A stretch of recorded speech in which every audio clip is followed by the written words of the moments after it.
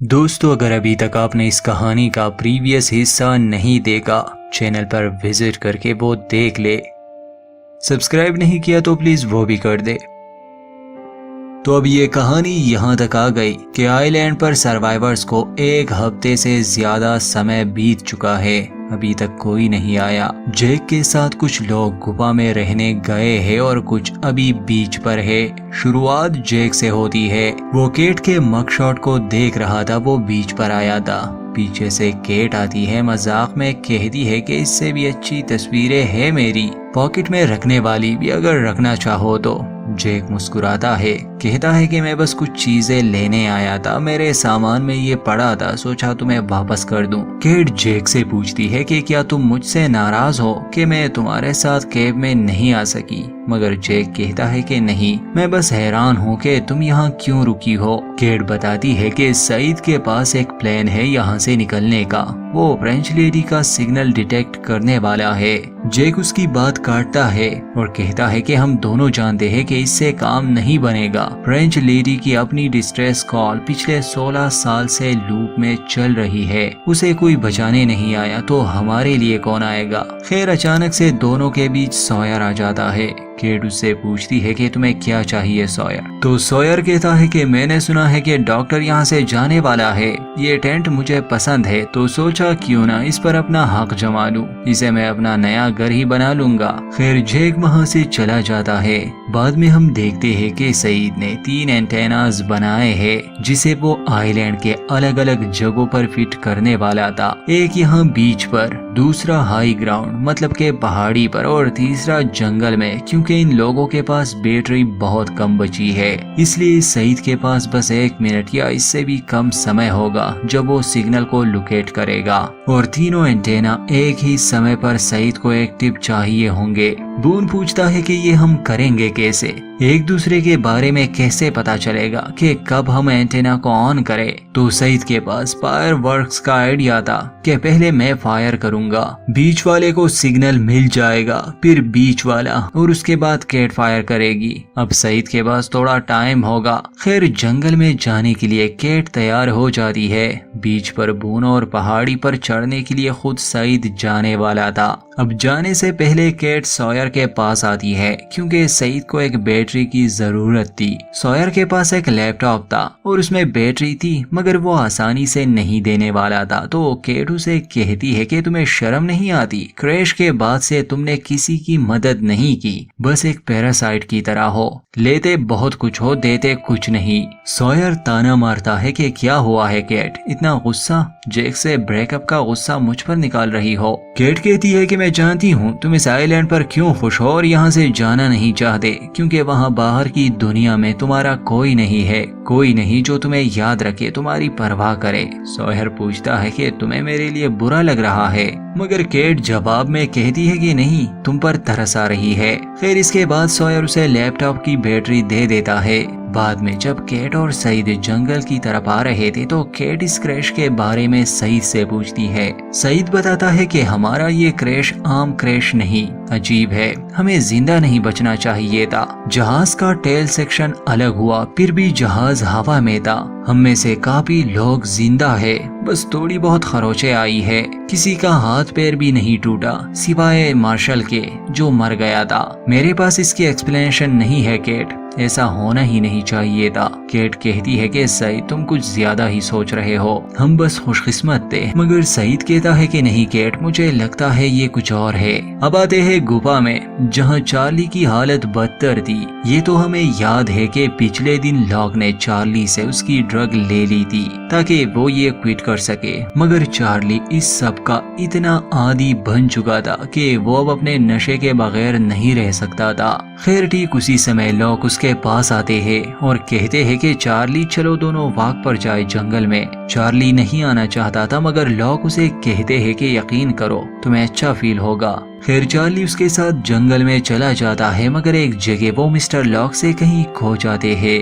اور پھر چارلی پر ایک بور حملہ کرنے کے لیے بڑھتا ہے۔ چارلی اپنی جان بچا کر بھاگ رہا تھا اور ٹھیک سمے پر لوگ اسے ایک جال میں پھنسا دیتے ہیں کیونکہ آلریڈی اس نے ٹریپ سیٹ کیا تھا اور چارلی تو بس اس کے لیے ایک چارے کی طرح تھا۔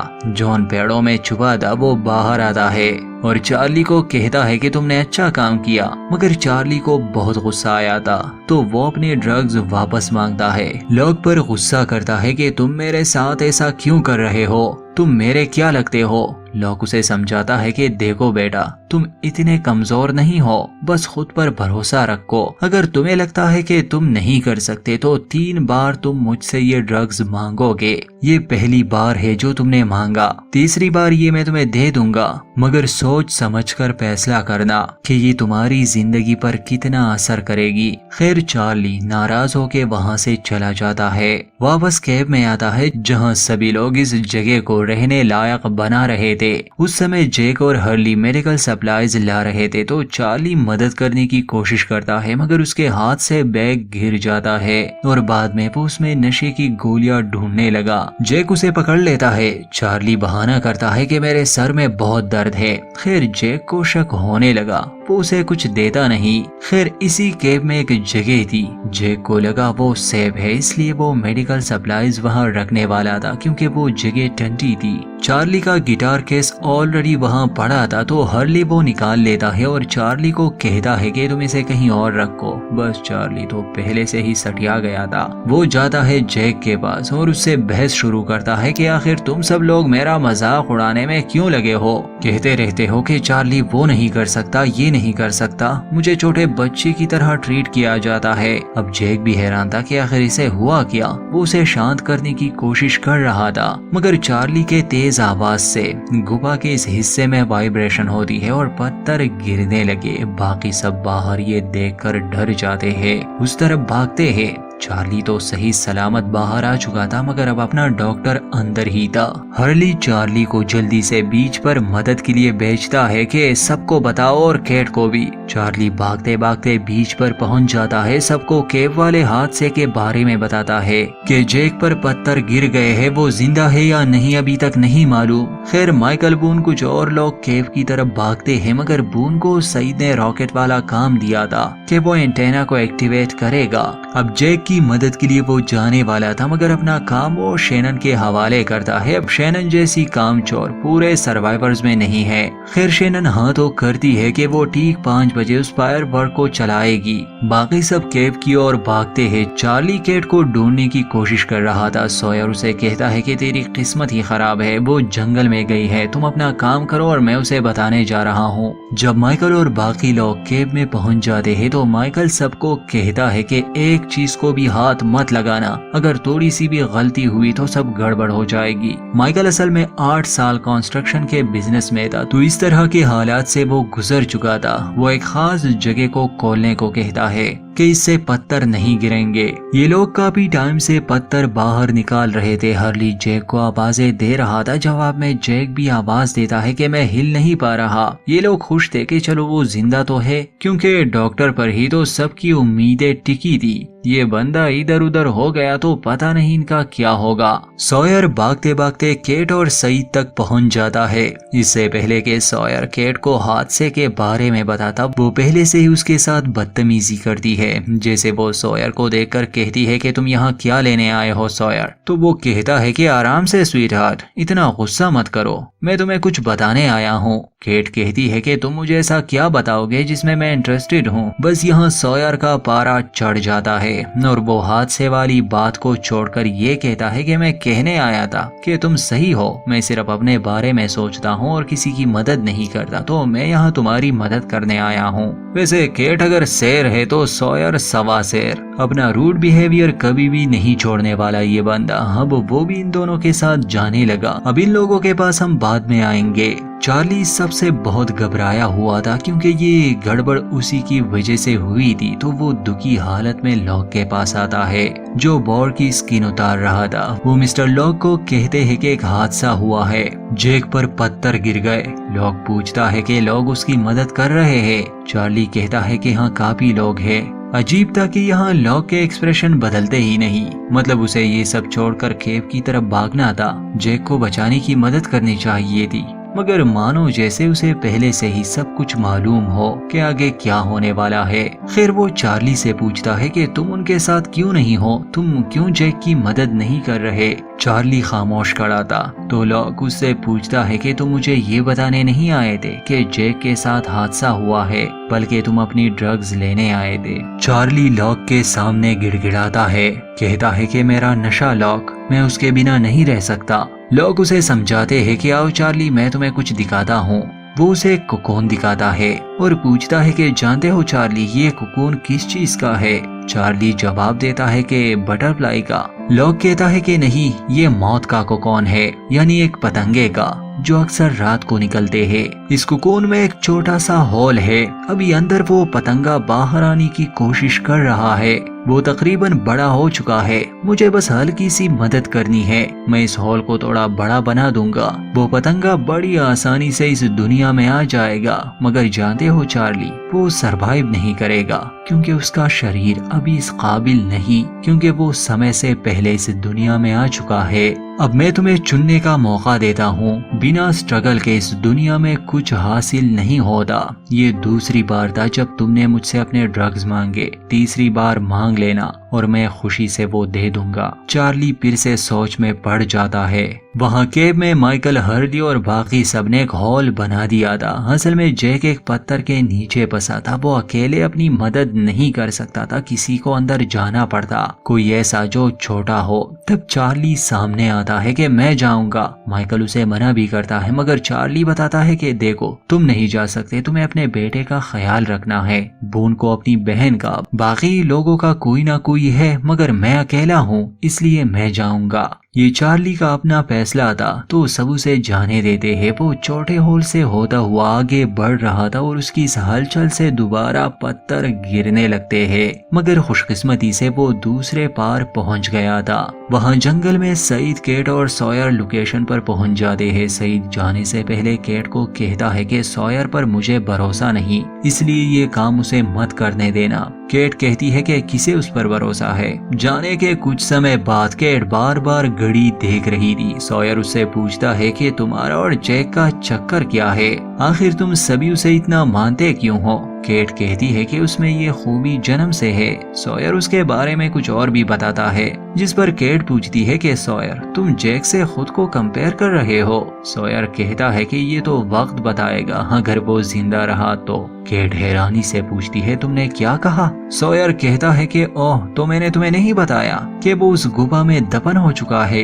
ये सुनते ही केट सब कुछ वहीं छोड़कर गुफा की ओर भागने लगी। भागते भागते केट जब पहुंचती है तो वो सभी मुंह लटकाए बैठे थे, क्योंकि ऐसा ही लग रहा था कि अब तो जैक के साथ साथ चार्ली भी मारा गया होगा। केट सबको कहती है कि जल्दी से पत्थर हटाना शुरू कर दो। बाकी सबने तो उम्मीद खो दी थी, मगर केट के कहने पर ये लोग दोबारा से काम शुरू करते हैं। अंदर हम देखते हैं कि चार्ली जैक तक पहुंच चुका है। वो उसे कहता है कि मैं तुम्हें बचाने आया हूँ, मगर अब मैं हैरान हूँ कि मुझे कौन बचाएगा। जैक के ऊपर एक बड़ा सा पत्थर था। चार्ली उस पत्थर को हटाने में मदद करता है। जैक उसे कहता है कि चार्ली, मेरे हाथ की हड्डी डिसलोकेट हो चुकी है, मैं चाहता हूँ तुम इसे वापस से सही करो। पहले तो चार्ली मना करता है कि मुझसे ये नहीं हो पाएगा, मगर जैक जिद करता है। फिर उसका हाथ भी चार्ली ठीक कर देता है। अब दोनों ऐसे बुरे फंसे थे कि ऑक्सीजन भी खत्म होने वाली थी। चार्ली जैक को अपने नशे वाली बात के बारे में बताता है कि ये सारी गड़बड़ उसी की वजह से हुई।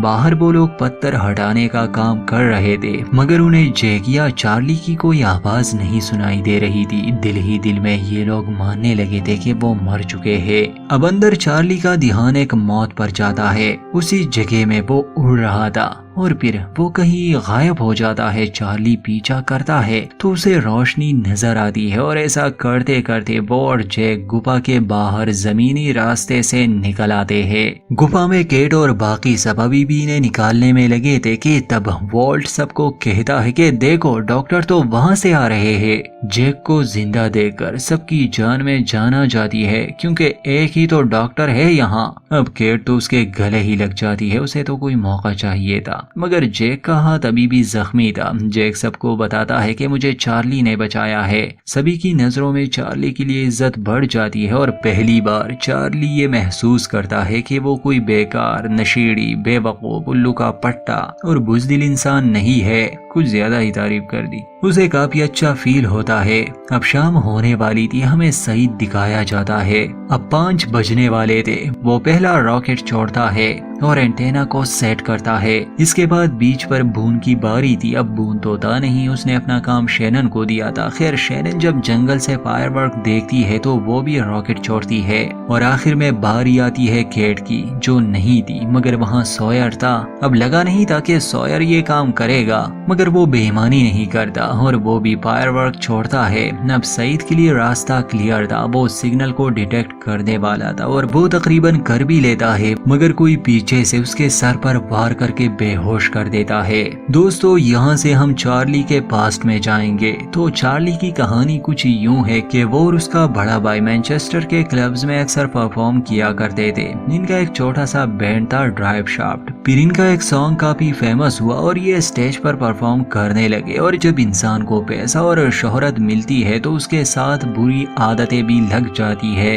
वैसे तो चार्ली काफी रिलीजियस था, मगर जब से उनका बैंड फेमस होने लगा था वो काफी बुरे काम करने लगा, मतलब कि अय्याशी। एक पॉइंट आता है जहां वो ये फैसला करता है कि वो बैंड को छोड़ देगा, मगर उसका बड़ा भाई जिसे अब शोहरत की लत लग चुकी थी वो चार्ली को वापस से बैंड में आने के लिए मजबूर करता है। चार्ली उसे पहले ही कह देता है कि इस बार हम कोई गलत काम नहीं करेंगे। अगर हमें ऐसा कुछ भी महसूस हुआ तो हम सब कुछ वहीं पर छोड़ देंगे। उसका भाई वादा करता है, मगर जैसे जैसे दिन गुजरते गए चार्ली को महसूस होने लगा कि वो कभी भी इस दलदल से बाहर नहीं निकल सकता। एक दिन उसका अपने भाई से झगड़ा होता है और उसी दिन से वो ड्रग्स लेना शुरू कर देता है। चार्ली एक ऐसी जिंदगी को चुनता है जिसमें उसे कभी खुशी नहीं मिलती। समय गुजरता है, उनका बैंड अब खत्म हो चुका था। चार्ली का भाई भी उसके साथ नहीं था। उसने शादी कर ली थी और पूरी तरह से बदल गया था, मगर उसने चार्ली की जिंदगी बर्बाद करके छोड़ दी। चार्ली आज भी नशा करता था